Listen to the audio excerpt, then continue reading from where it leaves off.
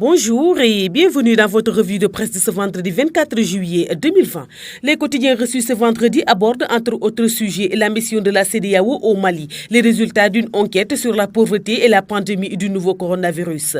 Après la médiation des chefs d'État, un sommet extraordinaire est prévu lundi. Annonce à sa une Le Soleil qui fait écho de cet appel du président sénégalais Macky Sall. Faire en sorte que la stabilité revienne au Mali et dans toute la sous-région. 5 chefs d'État ouest-africains, Macky Sall, Alassane Ouattara, Mahamadou Issoufou, Nana Akufo-Addo, Mohamedou Buhari étaient jeudi à Bamako dans le cadre d'une mission de la CEDEAO pour le règlement de la crise politique au Mali.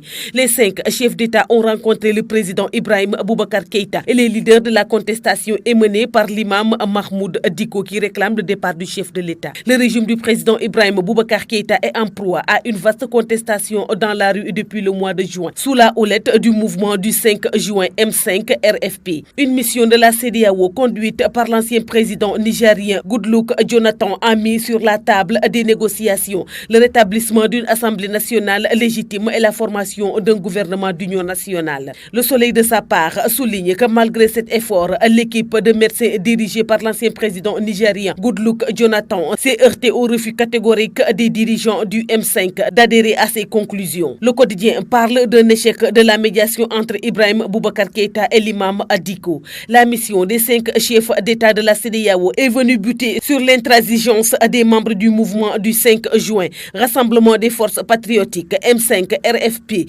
conduit par l'imam Mahmoud Dicko, écrit le journal. La contestation réclame la démission d'Ibrahim Boubacar Keïta. Or, pour la CEDEAO, il n'est pas question de céder à cette demande de mission du président malien. Walfadjiri, quant à lui, parle de drôle de médiateur, estimant en effet que tous les mots qui ont poussé l'imam Dicko et autres à se braquer contre Ibrahim Boubacar Keïta et à réclamer sa démission sont perceptibles chez beaucoup de pays de ces médiateurs pour la paix. Le quotidien LAS aborde la grève du Sud-Just et explique les raisons d'une reculade de l'État dans l'application des accords signés. C'est tout le bras de fer entre le ministère de la Justice et le Sud-Just.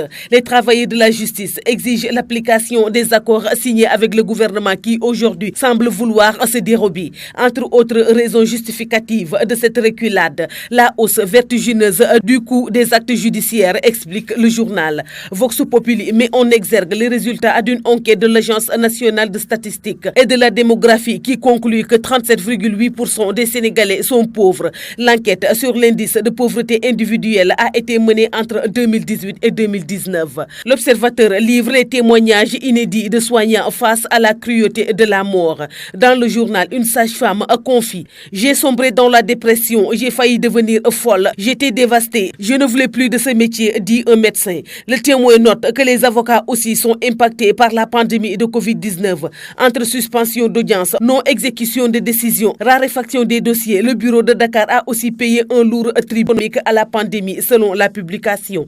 Enfin, Source A soulève une affaire de scandale foncier à la mairie de Golfe Sud, dans la banlieue de Dakar, entre la polyclinique et la plage de Malibu. Le journal qui affiche à la une la case d'Aïda Sow Diawara brûle, rapporte à l'origine du feu 2 beaux détenus par le fils de la mairesse Daouda Sow Diawara et le président des affaires domaniales. Or, le site de 800 mètres carrés appartient au domaine public. C'est tout pour votre revue de presse de ce jour. Merci de nous avoir écoutés. Au revoir.